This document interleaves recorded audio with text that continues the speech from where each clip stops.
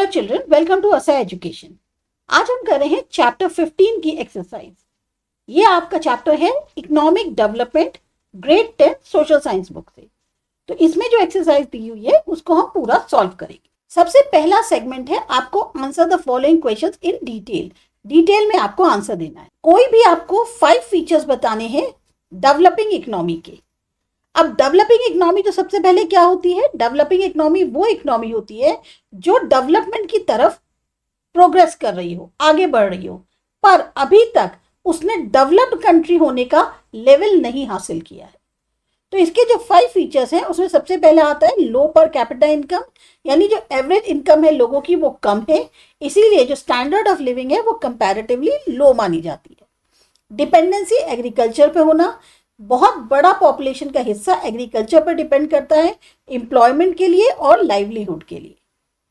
High population growth, population बहुत तेजी से बढ़ती है जिसके कारण फूड, हाउसिंग, एजुकेशन और एम्प्लॉयमेंट पे दबाव पड़ता है। अनएम्प्लॉयमेंट और अंडर एम्प्लॉयमेंट, बहुत से लोगों को जो है प्रॉपर रोजगार नहीं मिलता, जबकि कुछ लोगों को बहुत कम घंटों के लिए या उनकी कैपेसिटी से कम वाला काम मिलता है। पॉवर्टी और इनइक्वालिटी, बहुत बड़ा सेक्शन पॉपुलेशन का बिलो पॉवर्टी लाइन के नीचे रहता है और अनइक्वल डिस्ट्रीब्यूशन इनकम और वेल्थ का होता है। तो ये जो फीचर्स हैं ये बताते हैं कि डेवलपिंग इकोनॉमी जो है उसमें बहुत सारे चैलेंजेस होते हैं, पर साथ ही साथ बहुत अच्छे मौके भी होते हैं फ्यूचर ग्रोथ और डेवलपमेंट के लिए। दूसरा क्वेश्चन है, वांट्स जो है वो अनलिमिटेड होती है, मतलब हमारी जो इच्छाएं हैं वो कभी भरती नहीं है। इसको एक्सप्लेन करना है।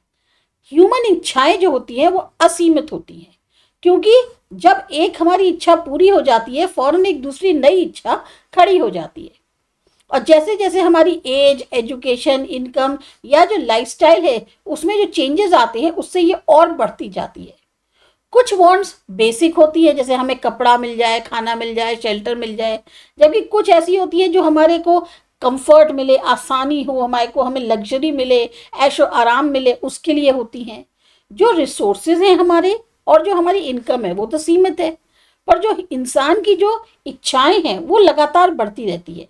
इसीलिए पॉसिबल नहीं है कि सारी इच्छाओं को एक ही समय पे पूरा किया जा सके। लोगों को अपनी जो सबसे इंपॉर्टेंट इच्छाएं हैं पहले उनको प्रायोरिटी देनी चाहिए। अब क्योंकि ह्यूमन वांट्स अनलिमिटेड हैं, रिसोर्सेज लिमिटेड हैं, इसलिए हर इंसान को जो है आर्थिक तौर पे कहीं ना कहीं चॉइस करनी पड़ती है कि उसके लिए क्या जो है पॉसिबल है, पहले वो उस इच्छा को पूरी करे। थर्ड क्वेश्चन है, लिमिटेशंस क्या है मार्केट सिस्टम के। अब मार्केट सिस्टम के भी बहुत सारे लिमिटेशंस हैं। सबसे पहला है अनइक्वल डिस्ट्रीब्यूशन इनकम का। जिन लोगों की हायर इनकम होती है वो ज़्यादा चीज़ें खरीद सकते हैं, सर्विसेज ले सकते हैं, जबकि जो गरीब लोग होते हैं वो अपनी इवन बेसिक नीड्स तक नहीं पूरी कर पाते। मोनोपोली, कई बार ऐसा होता है कुछ प्रोड्यूसर जो है वो मार्केट को कंट्रोल करते हैं और उसके ज़्यादा से ज़्यादा प्राइसेस चार्ज करते हैं। सोशल वेलफेयर का बिल्कुल निग्लेक्ट होना। मार्केट मेनली क्या काम करता है? उसका मेन पर्पस ही ये होता है कि उसे ज़्यादा से ज़्यादा प्रॉफिट कमाना है, और बहुत सारी जो पब्लिक वेलफेयर की जो चीज़ें होती हैं उनको वो इग्नोर कर देता है। एनवायरनमेंट का जो प्रोटेक्शन है उसको वो इग्नोर करता है, क्योंकि वो इसमें क्या देखता है? सिर्फ और सिर्फ अपना मुनाफा। इकोनॉमिक इंस्टेबिलिटी, लगातार चेंजेस जो डिमांड में होते हैं, सप्लाई में होते हैं, उससे क्या होता है? महंगाई बढ़ती है, बेरोजगारी बढ़ती है और साथ ही साथ रिसेशन आता है। रिसेशन का मतलब है कि उस टाइम पे काम जो है वो बहुत धीमा पड़ जाता है। एक्सप्लॉयटेशन कंज्यूमर्स और वर्कर्स का होना, कुछ प्रोड्यूसर्स जो हैं वो लो क्वालिटी गुड्स जो हैं उनको बेचते हैं, अपने वर्कर्स को जो है बहुत ज़्यादा उनका शोषण करते हैं ताकि ज़्यादा से ज़्यादा उनको चीज़ों में मुनाफा मिल सके। इसीलिए गवर्नमेंट की दखलंदाजी बहुत ज़रूरी होती है इस तरह की जो मार्केट की सिस्टम की जो शॉर्टकमिंग्स हैं इनको कंट्रोल करने के लिए, रिमूव करने के लिए, साथ ही साथ पब्लिक इंटरेस्ट को प्रोटेक्ट करने के लिए। फिर आता है नेक्स्ट क्वेश्चन, डिस्ट्रीब्यूशन जो रिसोर्सेज का है मिक्स्ड इकोनॉमी में, उसको डिस्कस करिए। मिक्स्ड इकोनॉमी में क्या है? रिसोर्सेज डिस्ट्रीब्यूट किए जाते हैं दोनों के द्वारा, गवर्नमेंट के भी और मार्केट सिस्टम के भी। जो प्राइवेट सेक्टर है वो एलोकेट करता है रिसोर्सेज डिमांड, सप्लाई और प्रॉफिट के अनुसार। पब्लिक सेक्टर जो है वो असेंशियल सर्विसेज प्रोवाइड करता है, जैसे एजुकेशन, हेल्थ केयर, ट्रांसपोर्ट और पब्लिक वेलफेयर। अब गवर्नमेंट जो है वो इंपॉर्टेंट इंडस्ट्रीज कंट्रोल करती है, नेचुरल रिसोर्सेज को कंट्रोल करती है ताकि समाज का भला हो सके। वो ऐसे कानून बनाती है ताकि इकोनॉमिक इनइक्वालिटी को कम किया जा सके, फेयर डिस्ट्रीब्यूशन हो रिसोर्सेज का, इस चीज़ को वो इंश्योर करने के लिए कानून बनाती है। तो चाहे गवर्नमेंट हो या प्राइवेट सेक्टर हो, दोनों ही काम करते हैं अपनी जो आर्थिक विकास है उसके लिए। मिक्स्ड इकोनॉमी में जो डिस्ट्रीब्यूशन है रिसोर्सेज का वो जॉइंटली कैरिड आउट किया जाता है मार्केट और गवर्नमेंट के द्वारा, ताकि इकोनॉमिक ग्रोथ को साथ ही साथ सोशल वेलफेयर को हासिल किया जा सके। अब आपका है दूसरा सेगमेंट जिसमें आपको एज पर रिक्वायरमेंट आंसर देने हैं। लैंड जो है वो फैक्टर है प्रोडक्शन का। लैंड सबसे इंपॉर्टेंट और बेसिक फैक्टर है प्रोडक्शन का। इसमें सारे नेचुरल रिसोर्सेज आते हैं जो कि हमें नेचर द्वारा मिले गए हैं, साथ ही साथ इनका इस्तेमाल किया जाता है गुड्स और सर्विसेज के प्रोडक्शन में। अब फीचर्स क्या है लैंड के? फ्री गिफ्ट है नेचर का। जो सप्लाई है लैंड की वो सीमित है, उसको बढ़ा नहीं सकते। इसमें नेचुरल रिसोर्सेज आते हैं जैसे soil, forest, rivers, minerals, waters, climate. आधार मान सकते हैं आप लैंड को एग्रीकल्चर, इंडस्ट्रीज और कंस्ट्रक्शन एक्टिविटीज का। जो इनकम इससे अर्न करी जाती है उसे कहते हैं रेंट। बिना लैंड और नेचुरल रिसोर्सेज के कोई प्रोडक्शन एक्टिविटी हो ही नहीं सकती थी, इसीलिए लैंड जो है वो प्राइमरी फैक्टर माना जाता है प्रोडक्शन का। लिमिटेशंस क्या है सोशलिस्ट सिस्टम के? सोशलिस्ट सिस्टम के बहुत सारे लिमिटेशंस होते हैं। सबसे पहले अगर कंपटीशन की कमी होगी तो जो एफिशिएंसी है या जो एक इनोवेशन होता है, नयापन, वो कम हो जाएगा। लोगों के पास आर्थिक तौर पे जो एक फ्रीडम है वो सीमित होगा। बिजनेस करें तो स्टार्ट या एक्सपेंड नहीं कर पाएंगे क्योंकि उसमें जो है उनको आर्थिक तौर पे उतना फ्रीडम नहीं है। भाई प्रॉफिट होता है तभी तो क्या कहते हैं आदमी कोशिश करता है कि ज़्यादा से ज़्यादा हम मार्केट में हमारी चीज़ें बिकें। अगर प्रॉफिट मेन मोटिव नहीं होगा तो प्रोडक्शन और प्रोडक्टिविटी का बहुत ज़्यादा वो नहीं रहेगा कंपटीशन, इसीलिए वो जो है लो हो जाएंगी। गवर्नमेंट कंट्रोल करती है सारी इकोनॉमिक एक्टिविटीज, उसके कारण क्या होगा? डिसीजन मेकिंग में कमी आ जाएगी। अगर गवर्नमेंट जो है सारी एक्टिविटीज जो भी इकोनॉमिक एक्टिविटीज है उनके ऊपर कंट्रोल कर ले तो उससे डिसीजन मेकिंग में कमी आ जाएगी। एक्सेसिव गवर्नमेंट कंट्रोल के कारण क्या होगा? इंडिविजुअल का जो एक खुद का इनिशिएटिव है, क्रिएटिविटी है, वो कम हो जाएगी। तो सोशलिस्ट सिस्टम का मेन एम होता है सोशल वेलफेयर और इक्वालिटी, पर बहुत ज़्यादा गवर्नमेंट कंट्रोल के कारण एफिशिएंसी जो है वो कम भी हो सकती है और इकोनॉमिक ग्रोथ भी कम हो सकती है। अब आता है इकोनॉमिक प्रोग्रेस और इकोनॉमिक डेवलपमेंट के बीच का क्या डिफरेंस है। इकोनॉमिक प्रोग्रेस रेफर करती है इंक्रीज कंट्री की इनकम और प्रोडक्शन में। ये मेनली मेजर करी जाती है इंक्रीज जब हमारी नेशनल इनकम या पर कैपिटा इनकम होती है। ये एक क्वांटिटेटिव कॉन्सेप्ट है, फोकस करता है सिर्फ इकोनॉमिक ग्रोथ पर, और इससे जो है हर एक का बराबर से जो है फायदा नहीं होता। वहीं इकोनॉमिक डेवलपमेंट ओवरऑल इंप्रूवमेंट होता है इकोनॉमिक और सोशल कंडीशंस में लोगों की। इसमें आती है इनकम, साथ ही साथ एजुकेशन, हेल्थ, एम्प्लॉयमेंट और स्टैंडर्ड ऑफ लिविंग। ये क्वांटिटेटिव भी है और क्वालिटेटिव भी है। इकोनॉमिक ग्रोथ के साथ साथ ये सोशल वेलफेयर पे भी प्रोग्रेस करता है। इसका मेन एम होता है जो क्वालिटी ऑफ लाइफ है हर इंसान की उसको बेहतर बनाना। फोर्थ क्वेश्चन है आपको प्राइमरी सेक्टर पर एक नोट लिखना है। प्राइमरी सेक्टर वो सेक्टर होता है जो डायरेक्टली रिलेटेड होता है एक्सट्रैक्शन से और यूज से किसी भी नेचुरल रिसोर्स के। ये रॉ मटेरियल प्रोवाइड करता है इंडस्ट्रीज के लिए। एग्रीकल्चर मेन एक्टिविटी है इस सेक्टर की। इसमें एक्टिविटीज आती है farming, animal husbandry, fishing, forestry, mining. बहुत सारे लोग जो इंडिया के हैं वो एम्प्लॉयड हैं इस सेक्टर में। प्राइमरी सेक्टर एक इंपॉर्टेंट रोल प्ले करता है कंट्री की इकोनॉमी में क्योंकि ये फूड और रॉ मटेरियल सप्लाई करता है।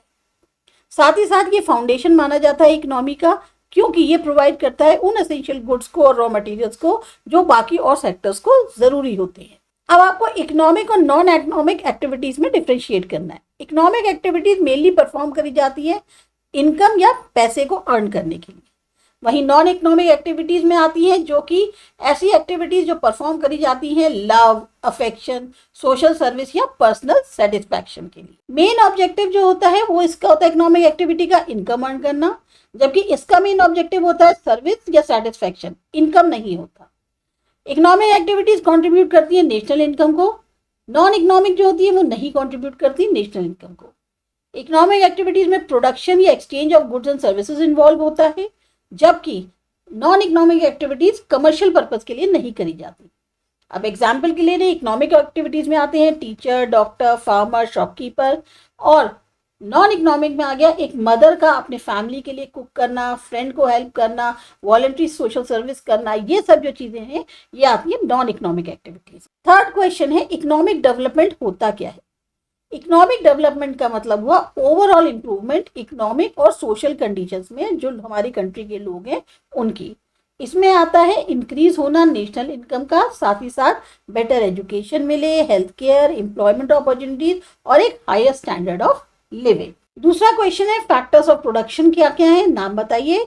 4 फैक्टर्स जो प्रोडक्शन के हैं उसमें है लैंड, सारे नेचुरल रिसोर्सेज जो प्रोडक्शन में यूज होते हैं, लेबर ह्यूमन एफर्ट जो है उसको प्रोड्यूस यूज किया जाता है गुड्स और सर्विसेज को प्रोड्यूस करने के लिए, कैपिटल मैन मेड रिसोर्सेज जैसे मशीन टूल्स बिल्डिंग इन सब का इस्तेमाल होता है प्रोडक्शन में, और ऑन्टरप्रेन्योर ऑर्गेनाइजेशन वो इंसान जो कंबाइन करता है सारे फैक्टर्स को प्रोडक्शन के, रिस्क उठाता है और बिजनेस को मैनेज करता है। इकोनॉमिक एक्टिविटी का क्या मतलब है? इकोनॉमिक एक्टिविटी का मतलब है वो एक्टिविटीज जो इसलिए करी जाती हैं ताकि उससे पैसा कमाया जा सके या हमें कोई लाभ हो, आर्थिक लाभ हो। ये एक्टिविटीज में आता है प्रोडक्शन, डिस्ट्रीब्यूशन, एक्सचेंज गुड्स का और सर्विसेज का, जैसे फार्मिंग, टीचिंग, शॉपकीपिंग या किसी बिजनेस को चलाना। कौन सा इकोनॉमिक सिस्टम जो है वो इंडिया फॉलो करती है? इंडिया फॉलो करती है मिक्स्ड इकोनॉमी। मिक्स्ड इकोनॉमी में दोनों ही पब्लिक सेक्टर और प्राइवेट सेक्टर साथ में काम करते हैं। गवर्नमेंट कंट्रोल करता है, जो गवर्नमेंट का कंट्रोल होता है वो होता है एसेंशियल सर्विसेज पे, पब्लिक वेलफेयर की, जबकि प्राइवेट एंटरप्राइजेस प्रोड्यूस करती हैं गुड्स और सर्विसेज प्रॉफिट के लिए। ऑल्टरनेट यूज ऑफ रिसोर्सेज का आप क्या मतलब समझते हैं? ऑल्टरनेटिव यूज ऑफ रिसोर्सेज का मतलब हुआ सेम रिसोर्स जिसको अलग अलग पर्पज के लिए यूज किया जा सके, पर क्योंकि रिसोर्सेज सीमित हैं इसलिए उनको जो है एक पर्पज के लिए एक समय में यूज किया जाता है। इसीलिए चॉइस जो है इस तरह से करनी चाहिए कि उसका बेस्ट यूज कर पाए। जैसे एक जमीन का टुकड़ा जो है उसको या तो आप फार्मिंग के लिए यूज कर लीजिए, फैक्ट्री बनाने के लिए, दोनों के लिए एक साथ आप एक समय पर नहीं यूज कर पाएंगे। फाइनली आपका आता है एमसीक्यूज। आपको इसमें से बताना है करेक्ट ऑल्टरनेटिव कौन सा है। इकोनॉमिकली इंडिया जो है किस तरह की कंट्री है? डेवलपिंग। वर्ल्ड बैंक की जो रिपोर्ट आई 2004 की उसके according minimum per capita income जो है वो कंट्री के लिए क्या होना चाहिए, उसे डेवलपिंग कंट्री कहने के लिए $735। कौन सी सिस्टम जो है वो फ्री इकोनॉमी कहलाता है? Market system. और कैटल रियरिंग किस में आता है सेक्टर में इकोनॉमी के? Primary sector. तो ये थी आपकी चैप्टर की कंप्लीट एक्सरसाइज। आपको कमेंट करके बताइए कि कैसी लगी, कुछ और आपको इसमें ऐड करना हो, जानना चाहते हो। सब्सक्राइब करिए आसा एजुकेशन। मिलते हैं अगले चैप्टर में।